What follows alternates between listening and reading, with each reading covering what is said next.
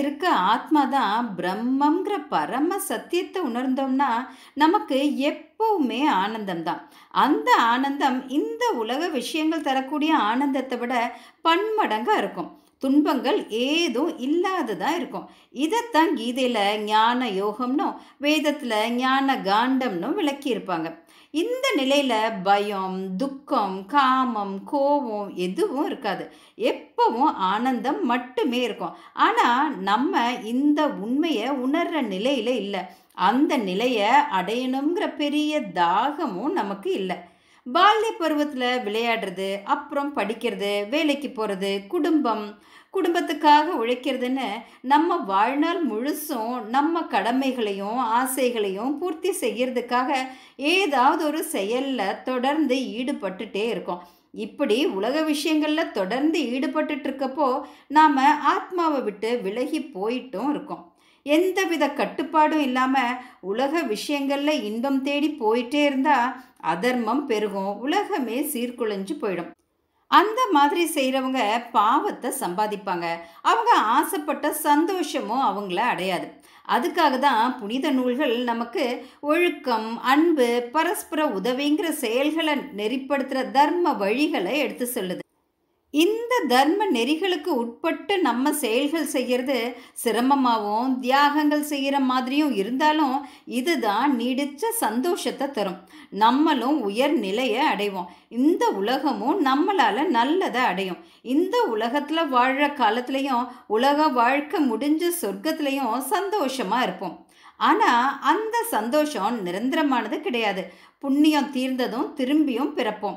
அதுவே ஞான மார்க்கத்தில் திரும்பியும் பிறப்புங்கிறது இருக்காது. ஒரு ஜீவனுக்குள்ளே இருக்க ஆத்மா, அதாவது ஜீவாத்மா பரமாத்ம நிலையை அடைஞ்சிடும். ஆனால் ஒருத்தர் 2 பேர் மட்டும்தான் இந்த நிலையை அடைகிறாங்க.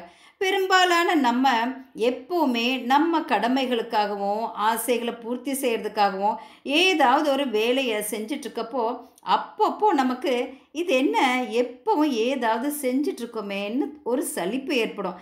இந்த செயல்கள்னால மனம் நிறைவு பெறாத ஒரு தன்மையை உணர்வோம்.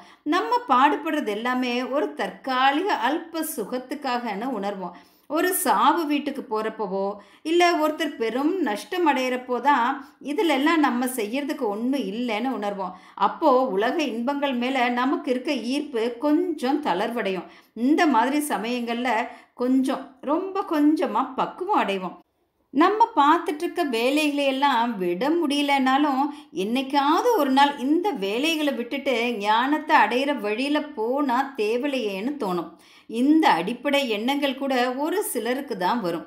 இன்னும் ஒரு சிலர் வேலைகளையே தொடர்ந்து செஞ்சிட்டு இருந்தாலும் இது என்ன செக்கு மாடு மாதிரி சுற்றி சுற்றி வர்றோமே, இதனால் என்ன சந்தோஷத்தை அடைவோம், உள்ளுக்குள்ள ஒரு நிறைவை அடையணுமேன்னு நினைப்பாங்க. இவங்களுக்கு இந்த உலக சந்தோஷங்களில் ஆசை இல்லை. அதுக்காக வேலைகளை விட்டுட்டு இவங்களால ஞானத்தை தேடி காட்டுக்கும் போக முடியாது. இவங்களுக்காக தான் வேதத்தில் கர்மகாண்டம்ங்கிற தலைப்புலையும் கீதையில் கர்ம யோகம்ங்கிற தலைப்புக்கு கீழேயும் நிறைய விஷயங்களை இறைவன் சொல்லியிருக்கார். ஒரு பலனை எதிர்பார்த்து நம்ம ஒரு வேலை செய்கிறப்போ அந்த பலனை மட்டும் கொடுத்துடுவார் இறைவன். ஆனால் எந்த பலனையும் எதிர்பார்க்காம இதை நான் இப்படி செய்யணுங்கிறது இறைவனோட உத்தரவு. அவருக்காக நான் இதை இப்படி செய்கிறேன்னு தன் சந்தோஷத்துக்காக ஒரு செயலை பண்ணாமல் இறைவன் உலக நன்மைக்காக இதை இப்படித்தான் செய்யணும்னு புனித நூல்களில் சொல்லியிருக்கார். அதனால் நான் இப்படி செய்கிறேன்னு செய்கிறவங்க சித்த சுத்தியை அடைவாங்க. அதாவது அவங்க மனசு தூய்மை அடையும்.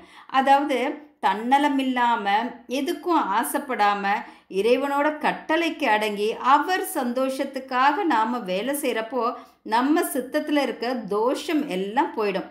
ஓயாமல் வேலை செய்கிற அந்த சுபாவம் அடங்கும். தியானம் கைகூடும். ஆத்மாவை பற்றி தெரிஞ்சுக்கிற அடிப்படை தகுதியை அடைவோம். எந்த வேலையை செஞ்சாலும் அது இறைவனுக்காக செய்கிறப்போ அதுக்காக அந்த இறைவனே நமக்கு கொடுக்குற பரிசு இதுதான் கர்மயோகம். சரி. எல்லா வேலையையும் எப்படி இறைவனுக்காகன்னு செய்யறது? நம்மால மண்ணையோ, கல்லையோ கூட உருவாக்க முடியாது. நம்ம உடம்புல இருந்து நம்மள சுத்தி இந்த உலகத்துல பார்க்குற எல்லாத்தையும் சிருஷ்டிச்சது இறைவன். நம்ம உடம்புக்குள்ள இருக்க இதயமோ, மற்ற உறுப்புகளோ எதுவும் நம்ம முயற்சி இல்லாம தானா செயல்படுது. அப்படித்தான் நம்மள சுத்தி இந்த உலகத்துல இருக்க எல்லாமே ஒரு மகா சக்தியால இயங்குது. நம்மளும் சரி, நம்மள சுத்தி இருக்கிற உயிருள்ள, உயிர் இல்லாத பொருட்கள் எல்லாமே அந்த இறைவனுடைய அம்சம்தான். அதனால நம்ம நமக்காகவோ, மத்தவங்களுக்காகவோ செய்ற எல்லா வேலையுமே அதுக்குள்ள மறைஞ்சிருக்கிற அந்த இறைவனுக்காக. இந்த நினைப்புல நம்ம வேலைகளை எல்லாம் செய்றப்போ, நம்ம சித்தம் சுத்தமாகும்.